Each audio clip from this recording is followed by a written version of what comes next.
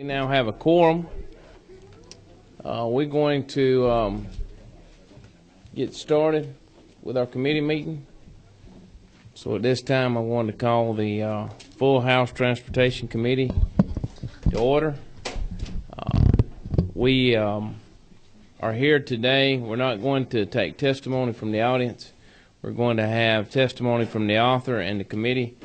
We had a long subcommittee meeting yesterday, and at this time I'm going to ask Chairman Geisinger for a report of the subcommittee. Thank you, Mr. Chairman. The subcommittee met yesterday on House Bill 265 and was voted out with a due pass, and House Bill 264 with a due pass. Okay, thank you, Mr. Chairman. Appreciate that. You should have, and we'll be operating off of, let's make sure we're right, LC numbers 390394S, 390393S, and everybody should have at least this one amendment in your folders, the Jacobs Amendment. Make sure everybody has those. If anybody does not, let us know. Do you need a... Representative Jordan needs a folder. You got one? Okay. Everybody then got a folder? Got their information? All right, at this time, I'm going to recognize the chairman of the Martech Committee, Chairman Jacobs, to present his bill. Chairman Jacobs. Thank you, Mr. Chairman. Members of the committee, I'm bringing before you today House Bill 264 and House Bill 265. These bills are the culmination of a couple of years' worth of listening and hard work on the MARTA Oversight Committee. We had a bill last session, as many of you will recall, House Bill 1052, that had a couple of the elements that are contained in House Bill 264 that failed at the 11th hour, literally actually 11:57 on the final day of the legislative session. And those two components are contained in the bill, but the bill is much more far-reaching than that. And it is aimed at bringing a transit system that is very much, in terms of its financial practices, steeped in the 20th century into the 21st century. I should probably start off the bat by talking a little bit about the KPMG audit. You probably have read about this quite a bit in the paper. It's been referenced quite a number of times. It's an audit that was done at the behest of MARTA. Keith Parker, it was done before Keith Parker was there, to delve into best practices of other transit systems and identify ways that some efficiencies can be achieved at MARTA. And its main recommendations are really twofold. One set of recommendations that is very important deals with, I mean, there are others in the audit, but one set of recommendations deals with privatization of certain business, certain functions of MARTA's business, and the other deals with employee benefits, and both of those are addressed in the bill that you have in front of you today. I'd like to give a quick summary of the provisions of the bill. I'm not going to go through it section by section, but I am going to at least give a 30,000-foot view of the primary provisions of the bill, and then I'll be happy to yield for questions, Mr. Chairman. The first is a privatization piece. We have taken the aspects of MARTA's operations, cleaning of the buses and trains, payroll, which in the private sector you don't see payroll done in-house all that often anymore. Paratransit bus service, which many transit operators have privatized all across the country, workers' compensation, claims administration, and things of that nature that were identified in the KPMG audit. And we are requiring in the bill that those items be privatized within a 5-year period that was identified in a subsequent report by KPMG as to how quickly all of the aspects that are recommended to be privatized could be privatized. And I should say that the KPMG privatization recommendations are based upon best practices, first and foremost, of peer transit systems, and secondarily of government entities in general. I believe the recommendations with regard to privatization to be sound. We do want to push MARTA forward in privatizing those aspects of its business. And the main reason, I mean, we wanted the roadmap and the audit to fit, the four corners of those two documents to fit within what we are requiring to be done. But the reason we are requiring it to be done is because 5 years is a long time at MARTA. I mean, the reality is that in the last 3 general managers, at least, we have not had a general manager, a CEO of Metro Atlanta's transit system that has lasted 5 years. I believe that MARTA intends to move forward with the recommendations of the KPMG audit, but there is a degree to which I think there is a public policy role to be played in requiring that the things that KPMG has identified that will achieve cost savings be done, and so that's Section 6 of the bill. We also require that the defined benefit plan at MARTA be ended by January 1st, 2014 for employees who start with MARTA on or after that date. That is an issue that's addressed in the KPMG audit as well, and I should say that the fact of the matter is MARTA is coming up on its collective bargaining negotiations this year. So it's important that this issue be placed on the table. We do have in the bill some saving language with regard to Section 13C of the Federal Transit Act, which basically says that government entities, only with regard to transit unions, can't curtail collective bargaining by the union. In the bill, we basically say that that prohibition on new defined benefit plans for new employees will only apply if it doesn't run afoul of Section 13C. Because if you do run afoul of Section 13C, then it places MARTA's federal funding in jeopardy. And the reality is that federal grant funding is 1/5, basically, of MARTA's budget. So it's not something that we take lightly. But we do want to put a very strong policy statement on the books with regard to what the General Assembly would like to see happen in terms of the defined benefit plan at MARTA. And the amendment clarifies that language a little bit, and that's AM 390036 that is in your folders. We also streamline the collective bargaining process. Right now, the way the collective bargaining process works, for lack of a better term, it's a bit of a Rube Goldberg machine where you start with a fact finder, and the fact finder makes findings of fact, and then ultimately you end up before an arbitrator that's appointed by the governor. We boil that down to simply an arbitrator appointed by the governor of the state, drawn from any retired Superior Court judges, retired judges of the Court of Appeals, or retired justices of the Supreme Court, and that is in the bill as well. So we're streamlining the collective bargaining process.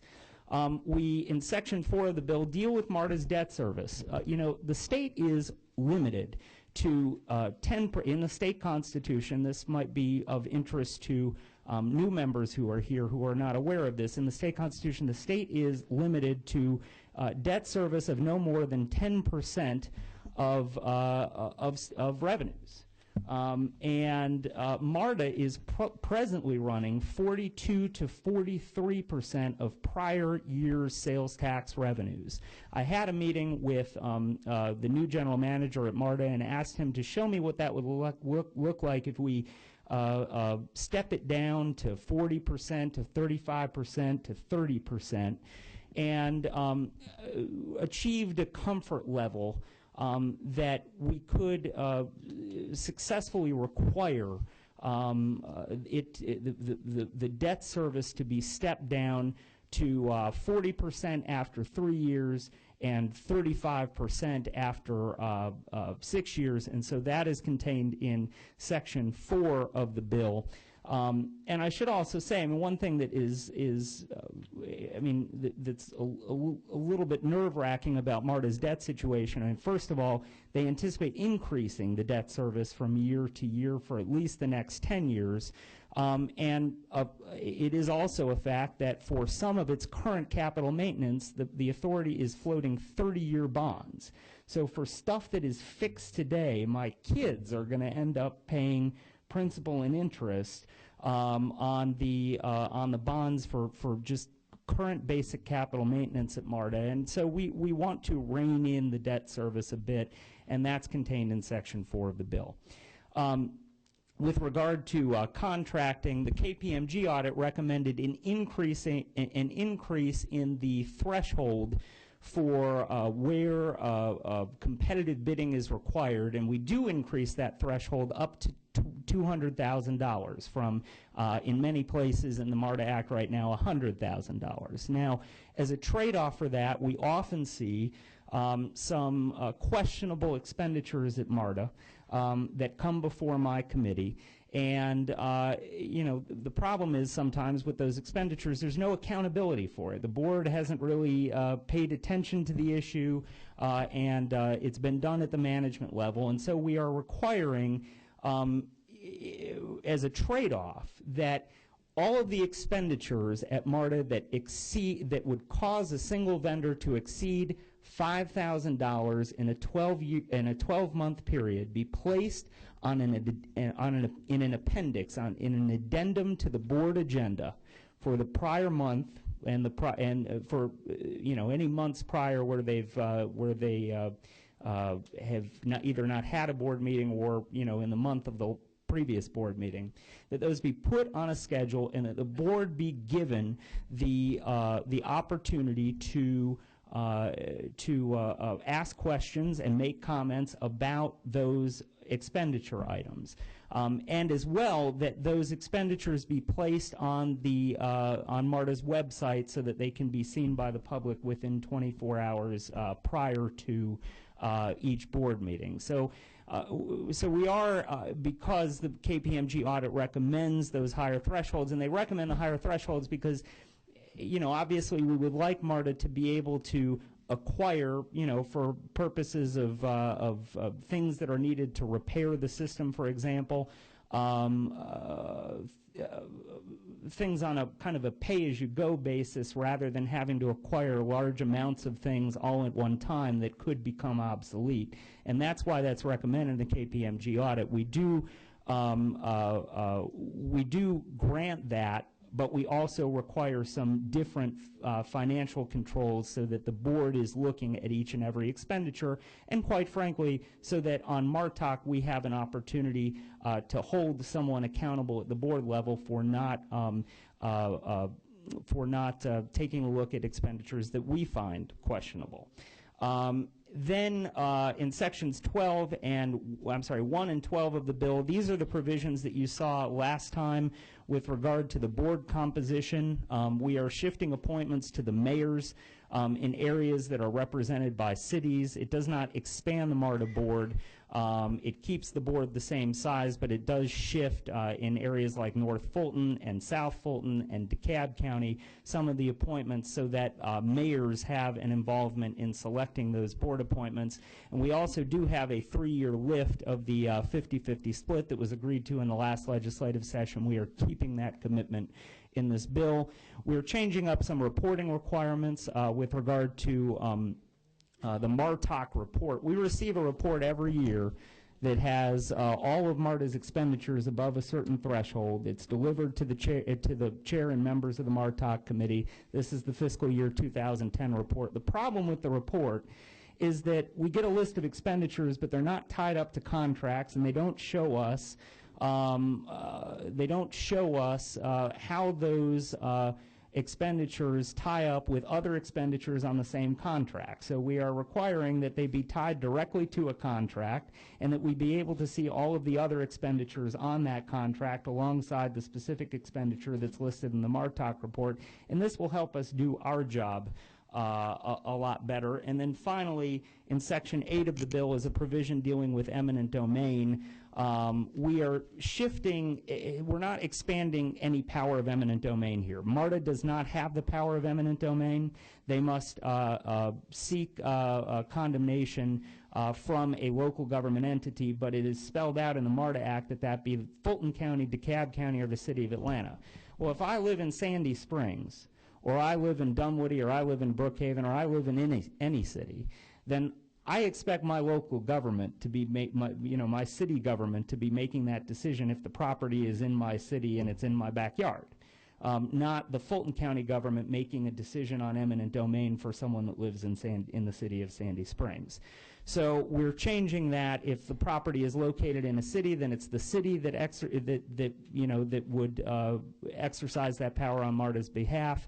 And if it's in an unincorporated area, then it would be the county. So that is a summary. It's actually a little bit quicker than I did it yesterday. That is a summary of House Bill 264. House Bill 265 repeals two provisions that affect MARTA that were adopted in the Transportation Investment Act and House Bill 277, one dealing with a 3-year relaxation of the 50-50 split that would expire in June of this year, and the other dealing with the composition of the MARTA board. It is my objective to have instead of having to look at two sources of law as to what governs MARTA, that it all be contained in the MARTA Act. So we are basically importing those provisions with some changes that I mentioned as to who's doing the appointing is on the MARTA board, and an additional 3 years of lift on the 50-50 split.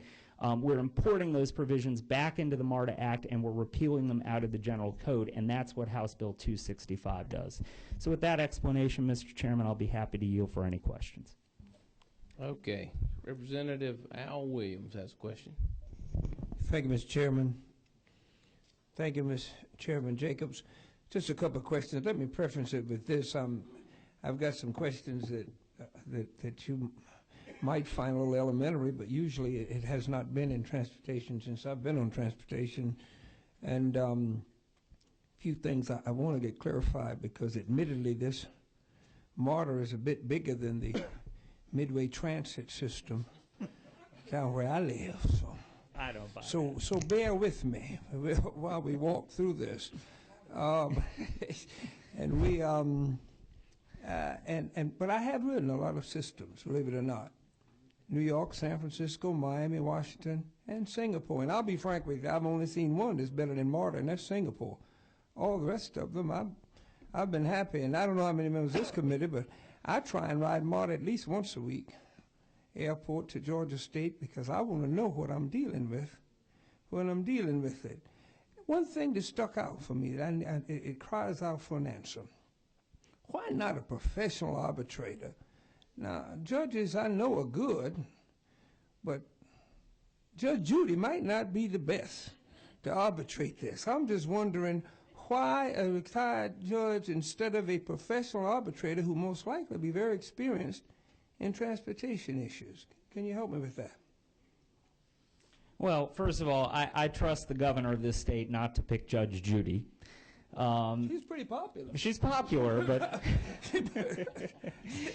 but more fundamentally, I think that the judges of this state, be they Superior Court judges, Court of Appeals judges, or Supreme Court justices, are certainly able to have a firm grasp on any issue that comes in front of them. I don't really view this as a problem at all. I think they will all function as good arbitrators of the issues that come before them with regard to the collective bargaining process, if selected by the governor to hear those issues as the arbitrator. I just don't view it as. I have yet to appear before a judge, a Superior Court judge, and certainly not our Court of Appeals judges or Supreme Court justices who are not well versed on the issues that are in front of them at the time. I know you've been in front of a lot more than me, but we've lost a lot of judges in the last 2 years in Georgia. A lot of it for incompetence. Well, for some, So, I would say we've lost those judges for something other than incompetence. But yeah. okay. But in any event, I mean, I think the governor will do a good job making a wise selection, and that any governor would do that.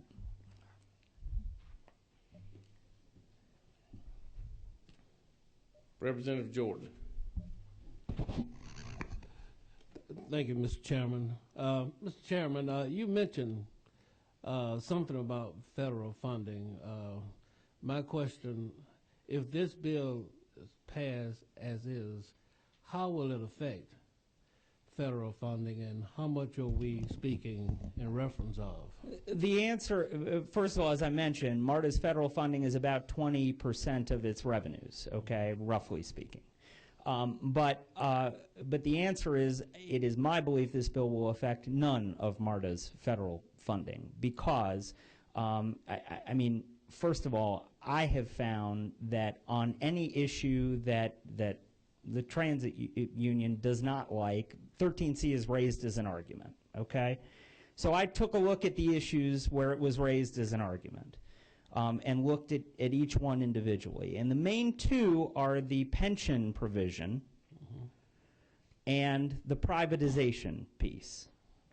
Now, on privatization, that issue has been dealt with success in other transit systems that have transit unions that are subject to Section 13C without a problem. It's been done recently in Nassau County. It's been done in New Orleans.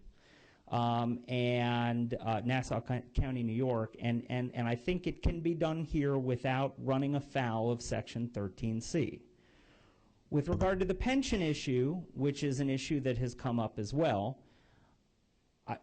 I believe that there was a legitimate issue. And so we have put some saving language in the legislation that if it would cause MARTA to lose certification under Section 13C, then the language we have, then the language that we have here is not binding. I think that nevertheless it will end up being advisory, but it's not it would not be binding if it runs afoul of Section 13C. So where a legitimate issue was raised, the issue has been addressed.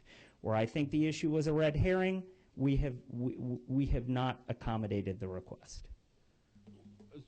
Follow up, Mr. Chairman, right quick, just a quick question. So you're saying that when MARTA seeks federal funding in the future, that the Department of Labor won't have any problem with this bill as it reflects what MARTA may need and has done? What I am saying is that I have reviewed other cases that have addressed this issue, and I have reviewed other situations that have occurred with regard to these two particular issues, privatization and pensions, and have become comfortable with the privatization piece, because at the end of the day, the private entity just steps into MARTA's shoes with regard to dealing with the union. And in fact, that's how it was done in Nassau County, for example. With regard to pensions, it is a different story, and so we are putting some saving language in the bill to make sure that we don't run into a problem, Representative Jordan. Okay. All right. Thank you. Thank you. Chairman Burns. Thank you, Chairman Roberts. Chairman Jacobs, just a question about the makeup of the board. And I have full, and I like to ride MARTA too, Representative Williams. All right, And I do from time to time. I have full confidence that in Mayor Reed and the other entities that will appoint these board members. But my concern is that the chief transportation guru in our state is the DOT commissioner, and he's been related to a board member with no vote, if I understood correctly. He currently has a vote, and the way it is right now, the commissioner of GDOT has a vote, and the executive director of Greta sits as a non-voting board member. And let me say, Commissioner Golden, who I think is here in the room somewhere, there he is. Commissioner Golden and Janine Miller, the executive director of Greta, do an outstanding job. They attend most board meetings. They interact very well with the rest of the members of the MARTA board. What our concern is from a governance standpoint is that both of those agency heads they first and foremost have to look out for another agency either GDOT or Greta. And they definitely bring some expertise to bear that is helpful to have at the table with regard to the deliberations of the MARTA board. But ultimately, we would like for someone to be serving in the capacity of the state MARTA board member who can exercise some independent judgment and looks first and foremost at MARTA instead of having to look out for an agency first. Because the first allegiance of those two particular, as it should be, of those two particular board members are GDOT and Greta. So we want them at the table. But in terms of who casts the vote, it should be someone who first and foremost is responsible as a MARTA board member and not to another agency.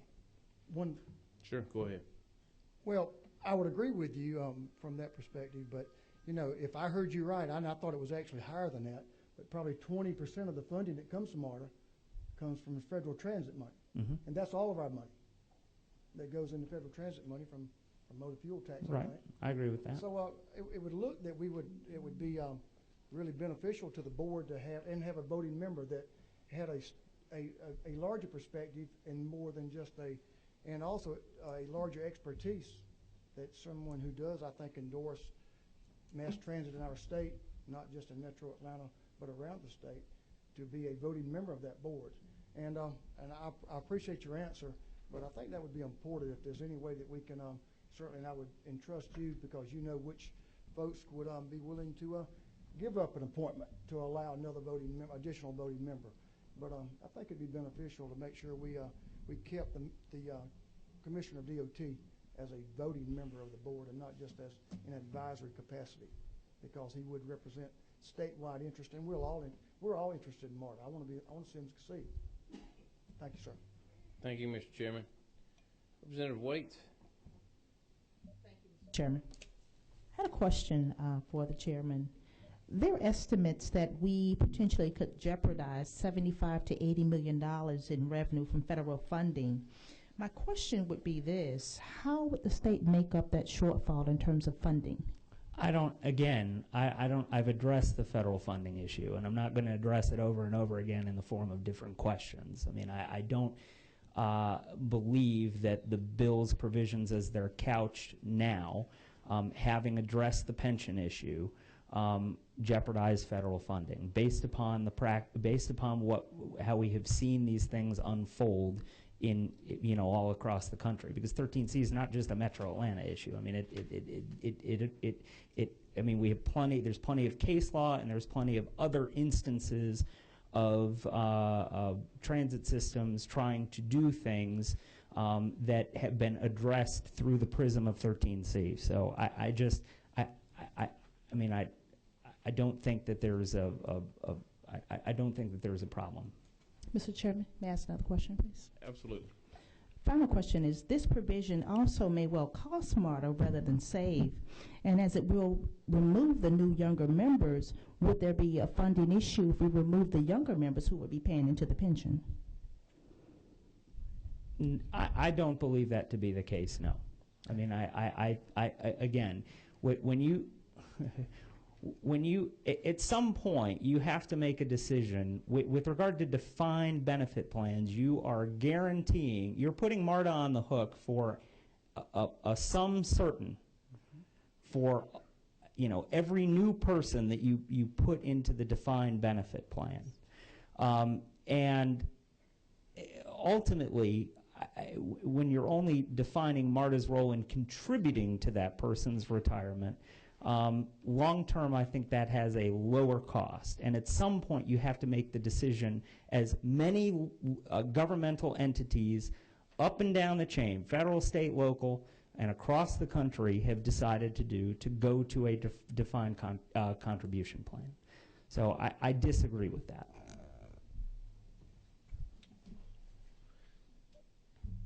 Chairman Reinders. Thank you, Mr. Chairman, and thank you, Chairman Jacobs, for this legislation. Just help me on a couple things on Section E, line 644, or actually 645.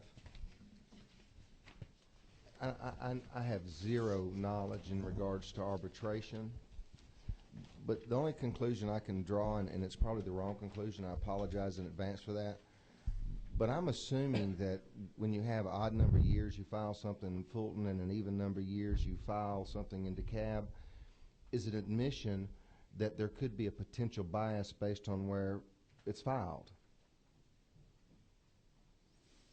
Or if not, why would we have to split the baby, and why does it even matter which county it's in?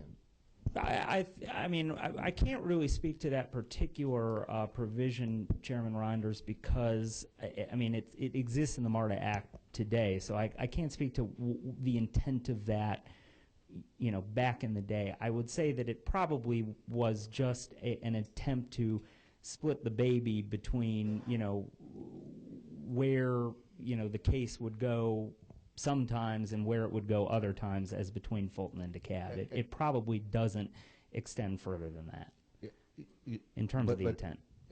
If I may continue just on my train of thought, my logic, even back in the day, if they're sitting there having to say, well, we don't want to look like there could be a potential institutional bias for whatever difference there may be between a DeKalb and a Fulton that I'm not aware of, this seems to indicate to me that if that institutional bias exists, that I just better hope that if I choose to petition for enforcement, I just got to hope that I'm in the right year. I hate to be a DeKalb doing it in the year that I'm in a Fulton, because obviously I'd prefer to do it in a DeKalb. I actually don't. I mean, I think you understand this. I just want to make sure that I explain it. So, I mean, this is not with regard to the choosing of the arbitrator. The arbitrator could be any Superior. I mean, the arbitrator could be a retired Superior Court judge from Dougherty County. I mean, could be.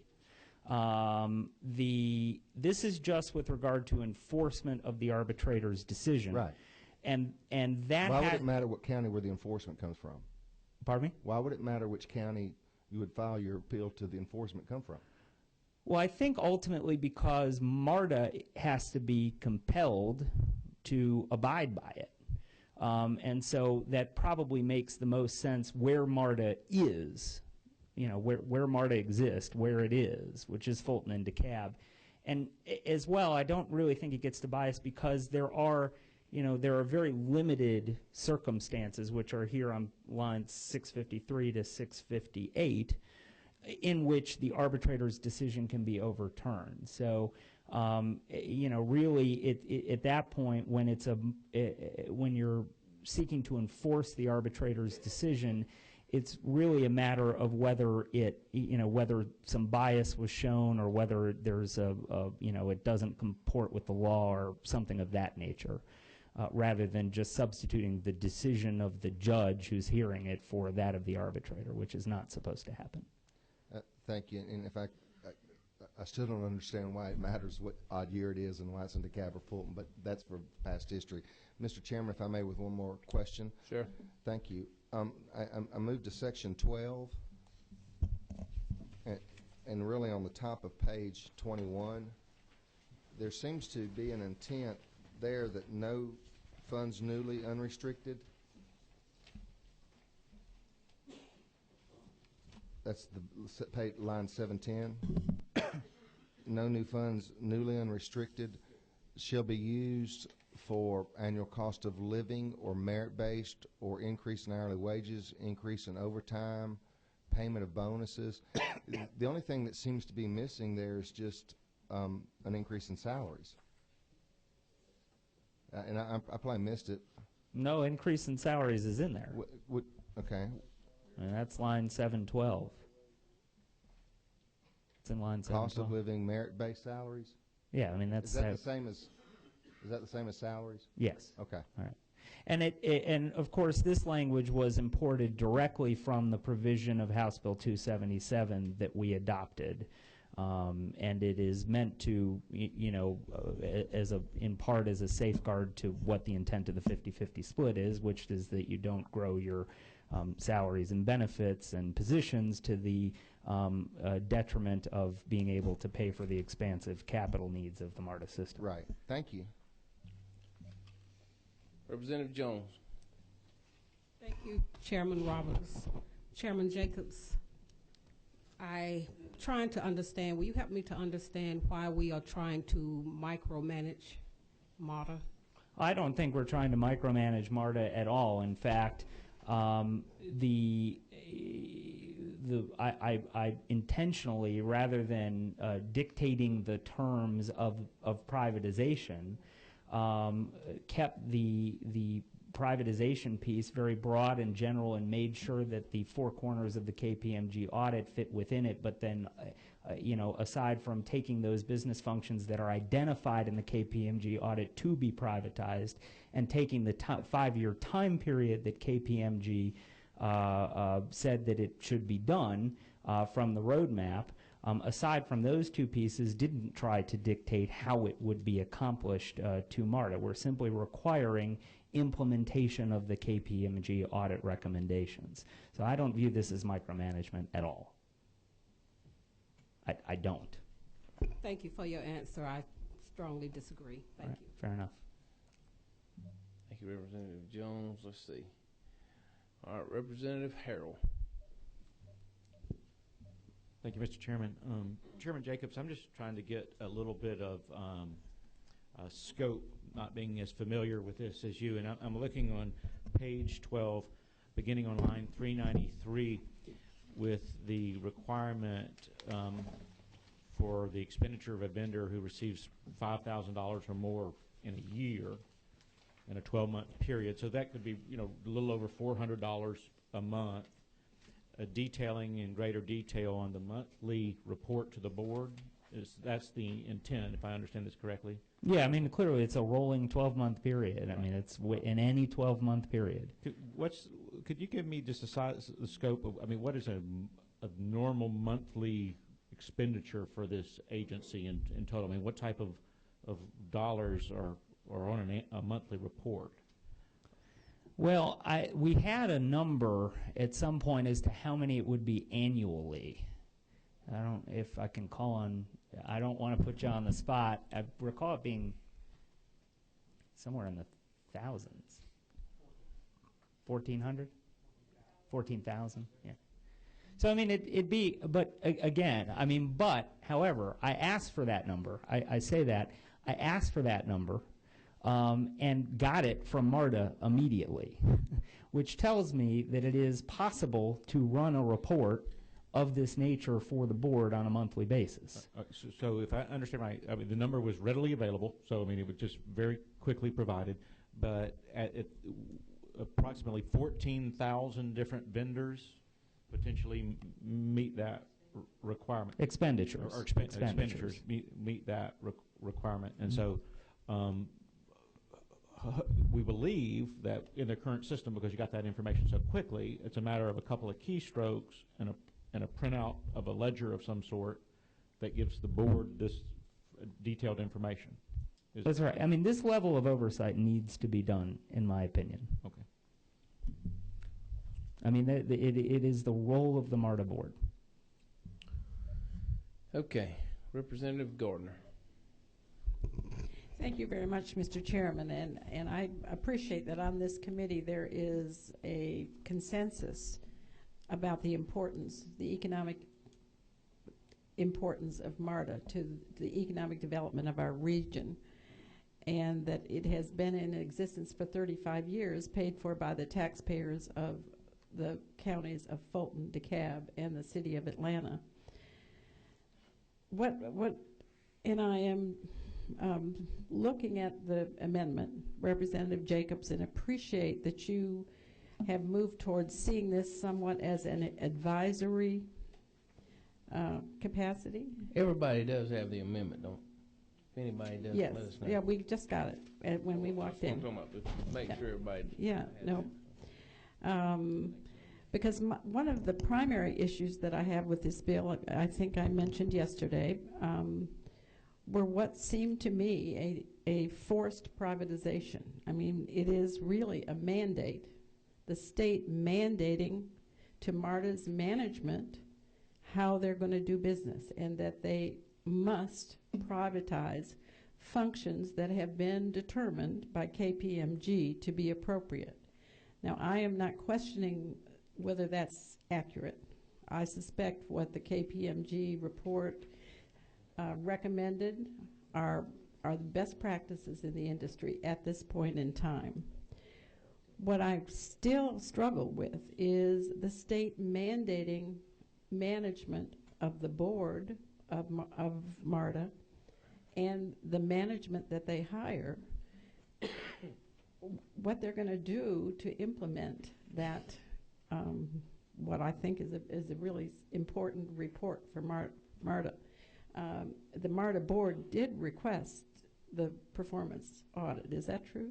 That's correct. It's actually required. It's interesting. It's required by the MARTA Act that it be done at the direction of MARTOC every year. Mm-hmm. That has not been done. However, we've changed that now so that it is required to be done every 4 years at the direction of MARTOC. But this one was done at MARTA's request, and it certainly has been a very helpful document. Well, I certainly agree with that, and it's my understanding that they have created a timetable for implementation of the recommendations of the performance audit, which I think we both agree on. The question that I still struggle with is MARTA is an authority created by the state, but the funding comes from the federal government and from Fulton and DeKalb counties and the city of Atlanta. And again, I want to correct you there. It comes from the taxpayers. It's a penny sales tax that was initial. I mean, and I can go through the whole history of it. I don't really want to do. I don't want to do that here, but I do want to.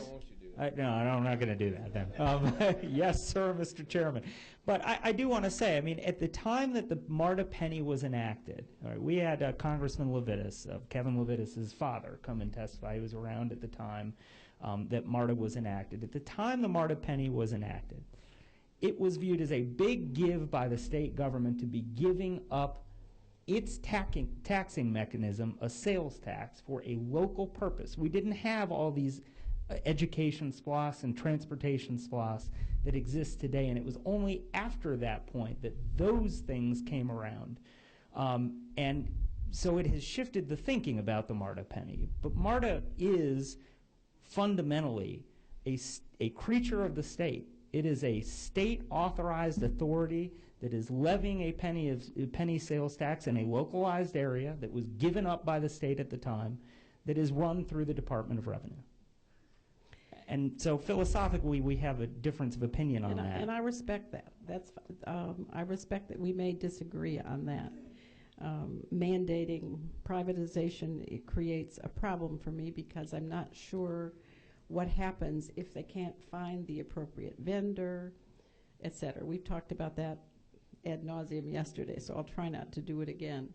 The other primary concern that I have has to do with the loss of federal funds, and I appreciate that you have attempted to address and clarify what you think will solve that problem. There are a lot of lawyers who are experts in this area, and some of them disagree with you. And what I was asking for yesterday when I first saw the version of the bill was a little time so that I could get comfortable that, I mean, you mentioned that 2 of the functions would be advisory because of the federal labor law, which is very complex. And if MARTA violates it, they simply don't send any federal funds, which is what happened in California several years ago. So I'm trying to just feel confident that, I mean, $80 million to MARTA would pretty much close the system down. I mean, I know that's not your intent, but you mentioned that there were two kinds of jobs that were excluded, but there are some others that are not mentioned, that are part of that contract. And I'm not an expert, but I have been told that they have to do with the workers that are unionized. So they have a specific contract, and if MARTA doesn't follow the contract, then they lose the federal dollars. So, I mean, what I was really asking for is more time to consider that the funding would not be jeopardized. I think I have been told, and I believe that the fact that we are putting this mandated privatization into the Georgia Code as opposed to advisory relationship with MARTA, which the MARTA committee, I think under your leadership, has done very well. My perception from what I've seen is that you've worked really well with the MARTA management and with the MARTA board, and we would hope that would continue. But I am concerned about the level of mandating by a state on a authority largely funded by two counties. I mean, given we all know the history. So I'm really asking you for assurance that those issues have been resolved by this amendment, and I would really like more time to think about that. I am also concerned about whether the debt service language allows for growth of MARTA over time.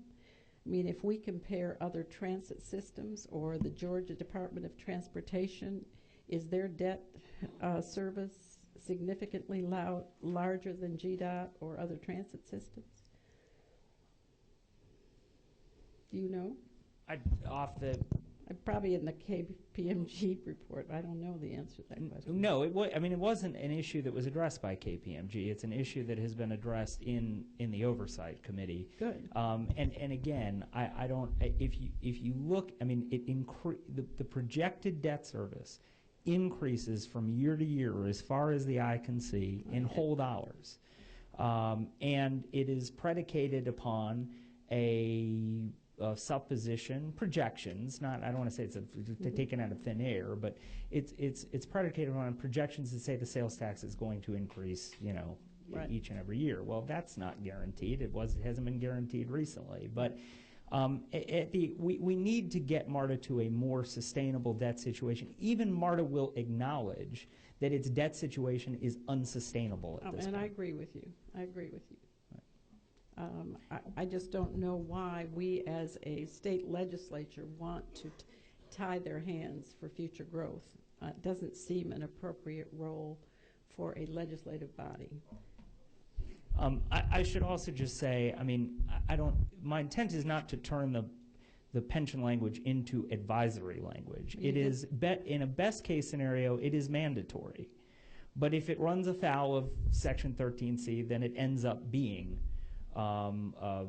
merely advisory, but my intent is for it to be mandatory. I hope that it can be mandatory, but if it can't, I'm not. We're not going to jeopardize federal funds. I appreciate that. I want to make sure that you have included all the possible employer issues, employee issues, to make sure that that's true. And you said you picked the top two, and I'm just curious because I believe there are other jobs that could bring in the. No, I picked the two issues that were raised. One was the pension, and one was the privatization by the union. Right, but I believe there are other job categories that could jeopardize. So. You understand? I think we're talking about different things. I picked the two issues in the bill that were raised by the union as presenting a 13C problem. Well, it's my understanding that there are others, and I am not an expert. simply asking for more time to really understand. This is a complicated area of the law, the labor law area.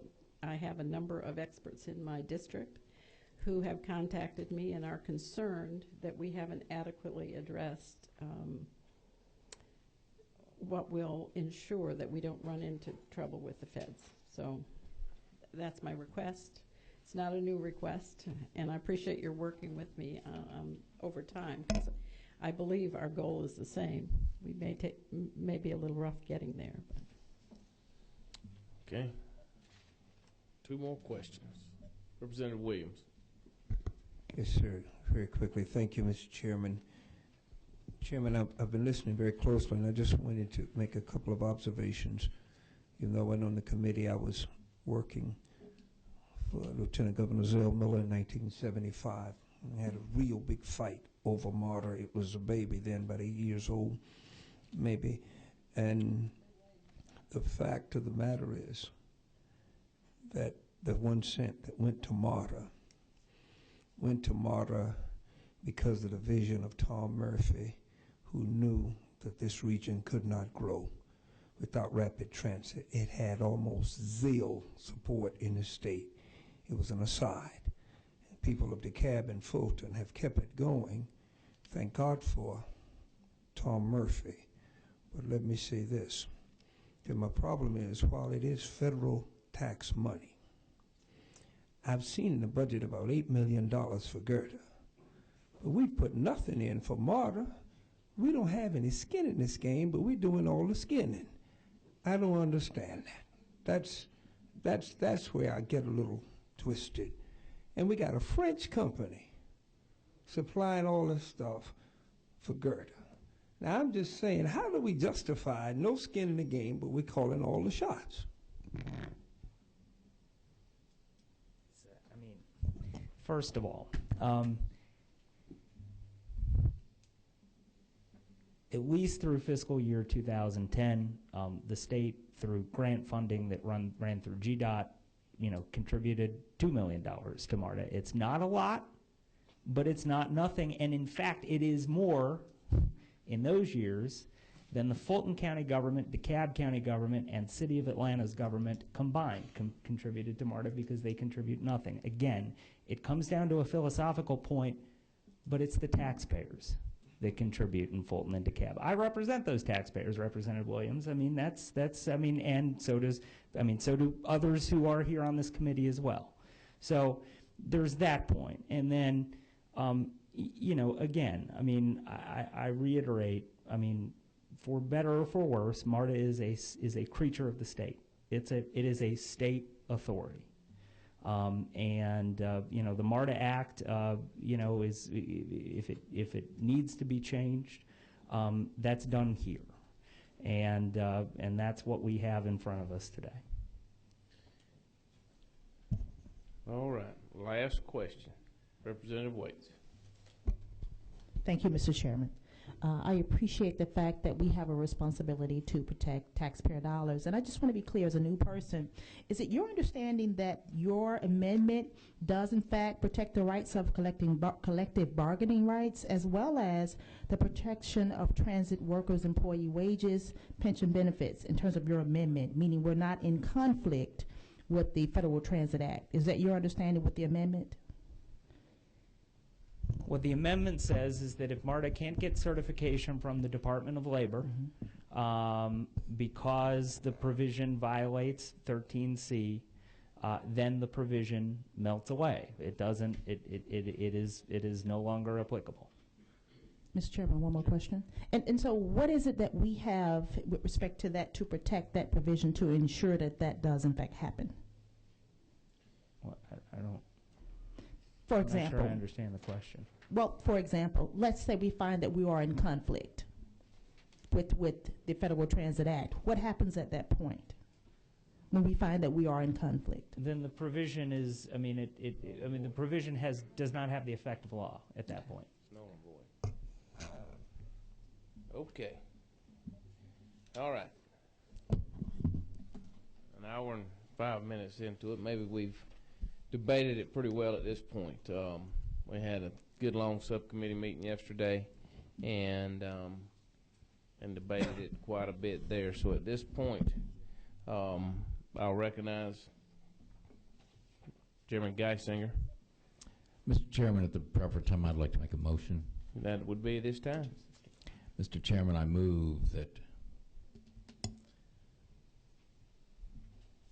well, as soon as I find the number, that House Bill 264 do pass. We got a motion. Do I have a second? Second. Any further discussion? I have an amendment, Mr. Chairman. Hold on. Senator White. Mr. Chairman, I was simply going to make a motion that we table due to unreadiness. Okay, you have the right for that motion. Have a motion and a second to table. All those in favor of tabling, let it know by raising of your right hand.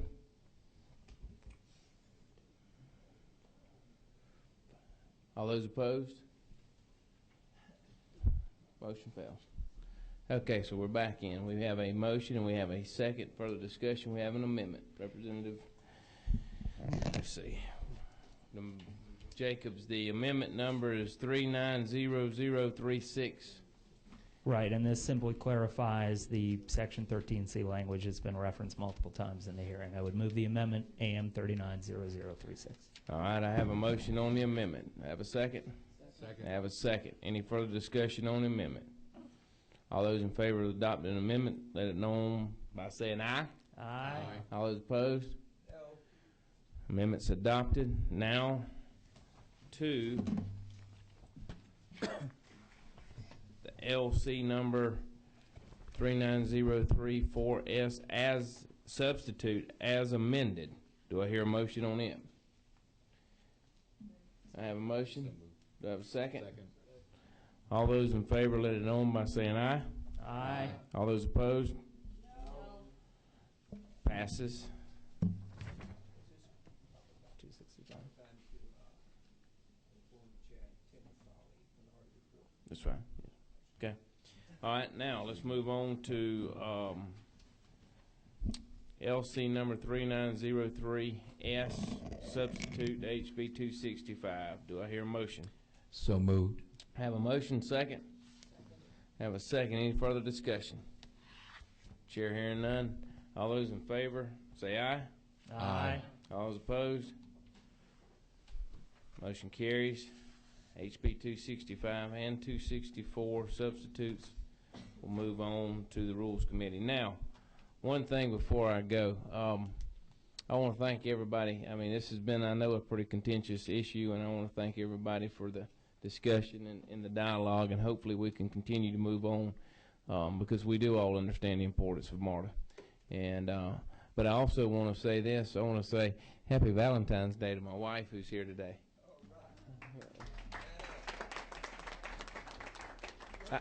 I made her sit through this, so I'm going to try to get a little brownie points here before we leave. Having said that, this meeting now stands adjourned. Thank y'all.